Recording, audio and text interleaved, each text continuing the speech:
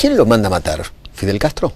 Yo creo que Fidel Castro lo abandona, lo deja librado a su suerte. Él entusiasmó a Guevara lo suficiente como para que se encaminara en esa aventura. Para que salga de Cuba. Claro. Y él manejaba Cuba como quería. Para encaminarlo, bueno, anda. El Che Guevara le molestaba a Castro, ¿no? Le molestaba. En la última etapa le molestaba mucho. ¿Y por qué? Porque se produce un quiebre importante entre este matrimonio, entre Castro y Guevara, después de un episodio mundial que fue la famosa crisis de los misiles, cuando la Unión Soviética pone misiles en La Habana apuntando a Estados Unidos. Que esos misiles finalmente se retiraron. Y el Che Guevara, que era un exaltado, un desaforado, vio eso como una defección, como una traición por parte de Rusia y del propio Fidel. Él quería ir a la Tercera Guerra Mundial, esto lo explicitó él. Entonces a partir de ahí él tuvo un desencanto y empezó a coquetear con el otro gran bloque comunista de la época, que era el bloque chino, que se disputaban el liderazgo a su vez con la Unión Soviética, tenían su propia interna. Y entonces los propios soviéticos veían a Guevara como una especie de agente chino en una isla que ellos financiaban. Y era un personaje ya molesto, desmarcado de la estructura moscovita. Y Fidel Castro finalmente... O sea, Fidel decide jugar a fondo con los rusos. Absolutamente. Y el Che quería jugar a fondo con los chinos. Exactamente. Okay. Exactamente. El Che primero estuvo encandilado con los rusos hasta que conoce Rusia. Y como el ídolo del Che era Stalin, y sus cartas personales las firmaba con el seudónimo Stalin II. Esa era la admiración que le tenía. Pero ¿qué pasa cuando... ¿El Che se creía el Stalin II?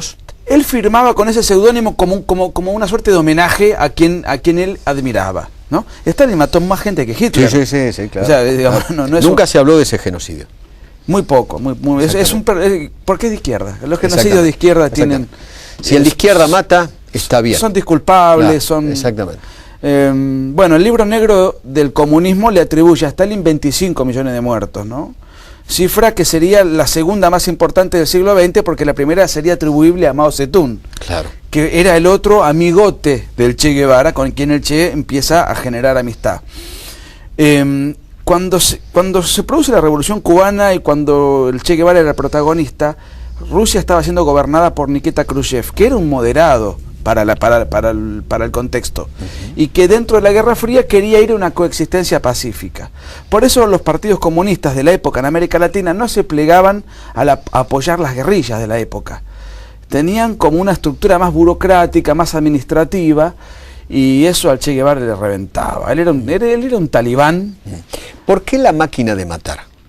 Es una frase de Guevara, una frase histórica de Guevara publicada en el diario Granma, el diario oficial de Cuba, en el año 67.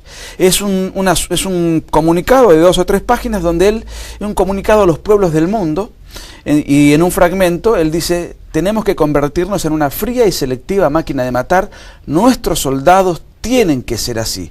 Y en ese mismo comunicado hay otra frase famosa de él, cuando él habla del odio intransigente al enemigo, nos debe convertir en una fría y selectiva máquina de matar. O sea que él veía el concepto de la máquina de matar como un ideal a alcanzar. Pero él era un guerrillero asesino, ¿no? Él mismo fusilaba, él mismo mataba. Sí, señor. Absolutamente. Y lo curioso del caso es que la inmensa mayoría de sus fusilamientos o de sus homicidios, o como se los quiera llamar, no son en combate.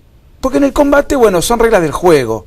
No, eran homicidios a sangre fría. Por ejemplo, él tenía una particularidad que lo hace un personaje particularmente, valga la redundancia, interesante, que él anotaba todo lo que hacía en su diario personal. ¿En serio?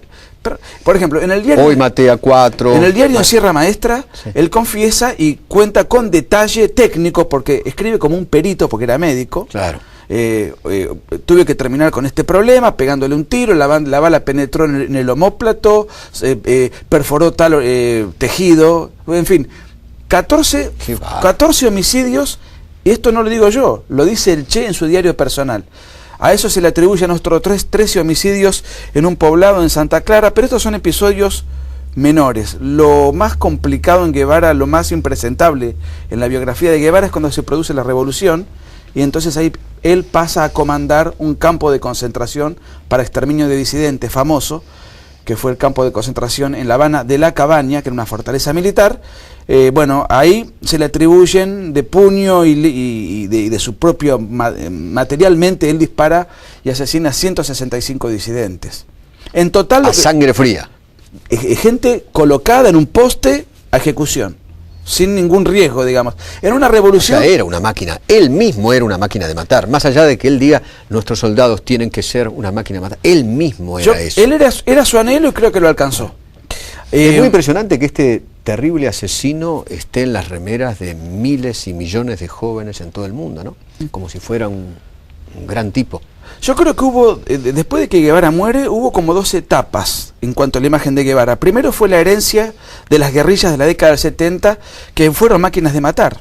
O sea, tomaron a Guevara en su versión bastante real, bastante auténtica, porque la muerte era muy cercana. Es decir, los libros que él había escrito, los crímenes que había cometido, las justificaciones a esos homicidios la tomaron los montoneros, sobre todo el ERP en Argentina. Claro. Era más guevarista. Y las guerrillas de América Latina en general. Esa imagen bastante real que tanto daño generó en todo el continente, y en el caso que nos ocupa, con secuelas que todavía duran en Argentina, a partir de los años 80 y 90 se fue diluyendo, y hoy el Che Guevara es un personaje muy travestido. O sea, ya no es visto con esa crueldad, con esa dureza, sino que hoy es visto como un personaje ecológico, multicultural, el ícono de las marchas gays, el ícono del pacifismo transnacional. Hoy es un personaje que se utiliza para cualquier... Qué raro que los gays justamente lo tengan como un ícono, ¿no? Porque tanto Fidel como el Che y todo lo que es, digamos, la legislación cubana es muy dura para con los gays. Bueno, el primer campo de concentración para rehabilitación de homosexuales no era para exterminio, sino rehabilitación, lo creó el Che Guevara en la península de Guanacaví. Porque para el Che Guevara los gays, los homosexuales eran enfermos. La consigna era: la revolución no necesita peluqueros y el trabajo os hará hombres. Eran sometidos a 12 a 18 horas de trabajo forzado de lunes a sábado. Los domingos tenían descanso, y porque ellos creían en una superstición muy propia de los totalitarismos, que es, en este caso, era el hombre nuevo socialista. El hombre nuevo tenía que ser una máquina de acero, un tipo entregado, como viril, los nazis, un ario. Un ario, pero socialista. Era el superhombre, digamos, pero en clave marxista. Tenía que tener cualidades dentro de las cuales la homosexualidad no tenía lugar. Y se suponía que la revolución y la dureza de la revolución y el trabajo forzado en los campos de concentración iba a convertir ese defecto. Esto se mantuvo en Cuba durante mucho tiempo. Recién en el 2010 Fidel Castro pidió disculpas. Una sola cosa más. Sí, claro. No era algo propio de Cuba. El artículo 121 del Código Penal soviético castigaba la sodomía, claro, con 5 años de trabajo forzado en los gulags, y en China, en el año 97, recién se derogó el delito que castraba a los homosexuales. Es curioso, 25 años después, en todas las marchas de género, los partidos de izquierda van a la vanguardia. Es increíble, es muy, muy increíble. Recuerdo en uno de los libros del Tata Joffre, él muestra una foto del Che Guevara con traje. Debe ser una de las pocas fotos que se lo ve con traje, ¿no? Cuando él fue como diplomático, ¿no? Te referís a una que está caracterizado de una manera muy irreconocible. Irreconocible. Claro, con traje, pero en realidad esas eran misiones clandestinas. Él no iba como Ernesto Guevara de la Serna. Exactamente, tenía un pasaporte falso, ¿no? Falsificado. Él, por ejemplo, cuando fue al Congo fue con un nombre específico. Eso. Cuando fue a Bolivia fue con otro apodo, con un pasaporte fraudulento, y simulaba ser un empresario uruguayo. Porque él ya era un delincuente internacional, en plena Guerra Fría no podía estar exhibiéndose, y efectivamente eran caracterizaciones muy bien logradas. Incluso le deformaron la mandíbula, le deformaron los dientes, lo hacían pasar por un hombre mucho mayor de lo que era. Che Guevara es un personaje que murió a los 39 años de edad. Muy joven. Muy joven. Nació en el 28, murió en el 67. Muy, muy joven. Acá encontré la foto, mira, venite acá un segundito, mira, esta es la foto. Es muy impresionante, está justamente con Fidel. Ahí la ves, mirá. Exacto. ¿Ves? Saco, corbata, sombrero, unos anteojos, y está con Fidel. Y Fidel le está entregando el pasaporte, en ese momento. Eso fue previo a su última aventura en Bolivia. Eso fue previo a su última aventura en Bolivia. Esto indica también que Fidel lo quería fuera, ¿no? Que no. Bueno, yo me entrevisté para hacer el libro incluso con militares bolivianos que participaron del operativo de captura, Sí. y me confirmaban, por ejemplo, que todos los contactos locales que tenía el Che fueron quitados. El propio Castro se encargó de llamarlos y llevarlos para Cuba. Le dieron comunicaciones rotas, no le dieron la logística. Le dijeron que el Partido Comunista lo iba a apoyar y el Partido Comunista boliviano en ningún momento se había comprometido a apoyarlo. Es decir, Fidel Castro lo engañó. Inclusive hay una cosa muy interesante. Cuando Guevara es capturado y durante 2 días estuvo en el sur de Bolivia hasta que finalmente lo ejecutan por orden del gobierno boliviano. ¿Ahí estuvo metido la CIA también o no? Claro, la CIA estuvo metido. Y lo que quería la CIA era que viva Guevara, porque lo querían llevar, creo que a Panamá, y ellos tenían todas las pruebas y las evidencias rotundas de que Guevara había sido abandonado y que Fidel Castro lo había traicionado. Claro. Entonces, Guevara conocía tanto el poder cubano y tantos aspectos jugosos también del poder soviético, que si suponían, si logramos persuadirlo de esto, a lo mejor por despecho o para negociar... Juega para nosotros. Y nos pasa un montón de información. Los norteamericanos dijeron, bajo a para Esa nosotros. fue la pretensión. O sea, curiosamente Estados Unidos quería salvarle el pellejo. Y tuvo una especie de tironeo, ¿no?, de tensión con el gobierno boliviano. Y el gobierno boliviano se puso firme, la CIA finalmente respetó. Dijo, no, este es un mercenario que vino a invadir a mi país, con cubanos, a atentar contra un gobierno... Claro, los bolivianos no querían que les pase como en Cuba, ¿no? Pero además hay un dato interesante, Eduardo, que no se suele decir. El gobierno boliviano acababa de ganar con el 66% de los votos. Claro. No era una dictadura fascista, Claro. Era un gobierno popular, Exactamente. guste o no. Y este personaje viene con mercenarios cubanos a imponernos un sistema y mató en Bolivia, él y los suyos, 49 bolivianos. Soldados. No se sabe mucho, ¿eh? 49 en total. Y entonces nosotros vamos a aplicarle la medicina que le corresponde. Eso fue lo que hizo el presidente René Barrientos, y al día siguiente el Congreso Nacional Boliviano, con el voto unánime, condecoró a Barrientos por la decisión tomada. Es muy impresionante. ¿Qué más dice el libro? ¿De qué más va el libro? Y el libro abarca muchos aspectos, aspectos de la psicología de Guevara y aspectos del pensamiento de Guevara. Por ejemplo, en lo psicológico, ¿qué destacarías? Mira, yo te diría que Guevara era un aristócrata venido a menos, empobrecido. Él creció siendo... Bueno, era una familia importante acá en la Argentina, ¿no? Era descendiente de 2 virreyes. De 2 virreyes. Uno había sido virrey de Nueva España, donde hoy es México, y por parte de su madre, Celia de la Serna, había sido descendiente del virrey de la Serna. Pero era un aristócrata empobrecido. Entonces él creció siendo el pariente pobre en un mundo de ricos. Eso lo resintió mucho. Su asma también lo conflictuó, le dio un gran arrojo voluntarista. Él era un gran voluntarista, porque si bien tenía un asma que lo limitaba, él creía que con la voluntad podía sobrepasar cualquier adversidad. Y el otro aspecto curioso es que era un personaje que tenía una imagen paterna muy desdibujada, y él había crecido con un profundo odio a la religión católica, porque su madre, que era católica, se había quedado embarazada de manera prematura. Estamos hablando de 1927, ¿no? Hace 90 años. Otras cabezas. En esa época, en una familia conservadora, él siendo en una Argentina conservadora, fue un episodio vergonzoso. Su madre se resiente contra su ambiente y le infunde a Ernestito y a todos sus hermanos ese odio. ¿Cuántos hermanos tenía? Él tenía 4 hermanos más. 4. Él era el mayor. Después se casó 2 veces con una peruana, y luego que tuvo una hija, y después se casó en Cuba. O sea, en el camino hacia Cuba, cuando agarró la moto esa famosa. Él se casa con una peruana en su último viaje por América Latina. Esta peruana era una activista comunista que lo conecta con Fidel y con Raúl, y él se va a hacer la guerrilla, y ahí en la guerrilla conoce a otra mujer, deja a la peruana y se casa con una cubana, Leida Mars, con la cual tuvo 4 hijos más. Después tuvo algunos hijos no reconocidos también, porque de vez en cuando también tenía en Cuba sus aventuras colaterales. Lo mismo que Fidel. Pero Fidel tenía un harem. El Che Guevara, digamos que era más discreto. Era un tipo bastante austero. En ese sentido le reconozco una cierta autenticidad. Yo acá recojo las opiniones del Che sobre la homosexualidad, sobre los judíos, sobre los negros, sobre los aborígenes. Odiaban a todos, ¿no? Es desopilante. Pero de un odio. De un brutal. odio y de una burla, porque tenía una ironía, escribía bien. Él de chico, como tenía asma. Era universitario, además, un tipo preparado.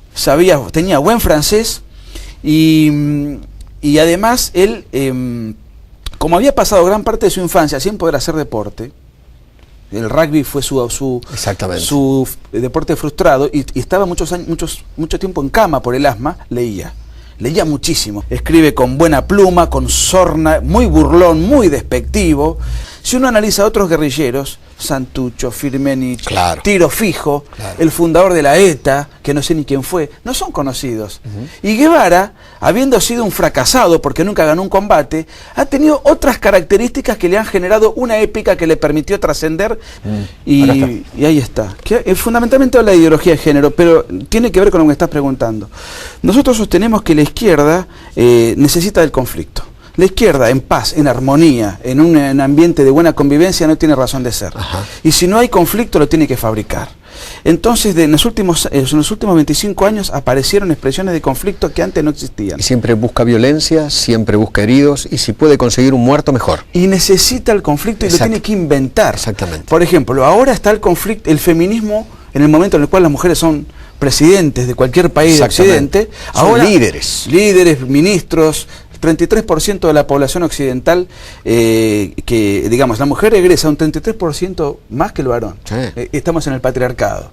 Bueno, la primera gran marcha indigenista se llevó adelante en 1992 en América Latina, la encabezó un narcotraficante que fue Evo Morales.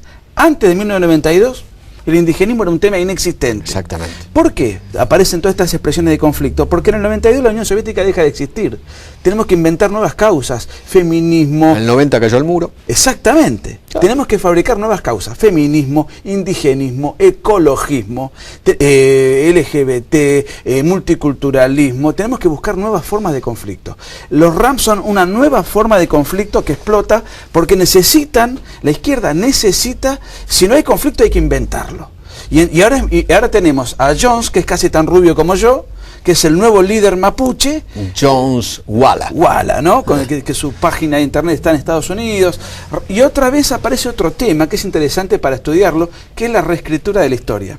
Así como han reescrito la historia de una manera falsaria respecto a lo que pasó en los 70 con la guerrilla, ahora están reescribiendo la historia relativa de los pueblos originarios. A los pueblos originarios, que antes de los mapuches estaban los tehuelches, y antes de los tehuelches, en clave darwiniana, habría monos, qué sé yo.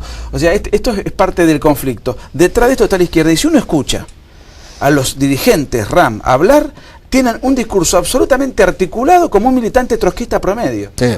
Jones Wallace, sí, cuando habló con La Nata y otros periodistas, habló de esa manera. Tienen un discurso absolutamente consustanciado con esa línea, con la particularidad de que el trotskismo y ese tipo de expresiones no dejan de ser ideas foráneas, europeas. Hasta del mismo guevarismo. Exactamente. Y que el Che Guevara despreciaba a los indígenas. El otro día yo estuve en Bolivia cuando se produjo el cincuentenario. El Che Guevara en su diario en Bolivia dice que los bolivianos son como animalitos. No lo digo yo, está en el diario del Che en Bolivia. Qué bárbaro. Son como animalitos. Lo saben acá los militantes indigenistas que andan con el tema de... O sea, para el Che Guevara, los mapuches hoy serían animalitos. Él habló de la grey hedionda y piojosa de la indiada argentina. Habló de la indiada analfabeta de México. En Venezuela, en su diario de motocicleta, tan simpáticamente exhibido en las películas. Si uno lee el diario, porque el problema de los guevaristas es que no leen el diario, los diarios y los diferentes escritos, él dice de los negros que son negros por el poco apego que le tienen a la higiene personal.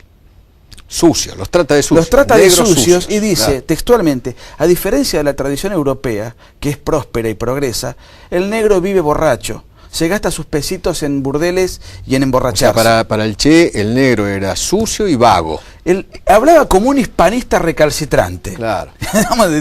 de esa época. Entonces, acá yo creo que el combate que tenemos es por la cultura. El combate ya no es con balas, es con la cultura. Y dentro de la cultura está la reescritura de la historia, sea en clave de guerrilla o sea en clave del indigenismo, que es una de las nuevas plataformas. Para Nicolás, para vos los RAM son un grupo terrorista, guerrillero. Yo diría que son un grupo insurgente. Los grupos insurgentes son una etapa previa a la guerrilla. Es una etapa de formación de guerrilla o de terrorismo potencial. Insurgente. Insurgente. Por ejemplo, a ver, los piqueteros, los más violentos, eran un grupo insurgente. No llegaban a meter una bomba, a matar 10 personas como Pero por estos eso. Sí, estos usan armas, arman bombas molotov y las tiran, Exacto. incendian, roban ganado, qué sé yo, cometen infinidad de delitos. Por supuesto, no, son un grupo delincuencial. Y crean el terror. Son un grupo delincuencial, pero yo creo que están en una etapa de evolución hacia lo que es una guerrilla, tradicionalmente tal como la conocemos, o un grupo terrorista. Robar ganado, tirar bombas sin que todavía haya... O sea, todavía no son clandestinos. Sí, sí. La insurgencia es una forma de clandestinidad, pero la guerrilla y el terrorismo son formas de una agresión y de una violencia mayor. Yo creo que hoy los calificaría como un grupo insurgente al cual, si no cortás de cuajo la situación, la evolución de esto va a derivar en guerrilla o terrorismo. O sea, los tipos que hacen ejercicio prerevolucionario. Exacto. Van midiendo cómo va reaccionando el poder. Te pongo un ejemplo. O el Estado, digamos. Te pongo un ejemplo. El ERP nace formalmente como guerrilla en el 70, pero se venían preparando en insurgencia desde el 67. Claro. O sea, hay una etapa de formación.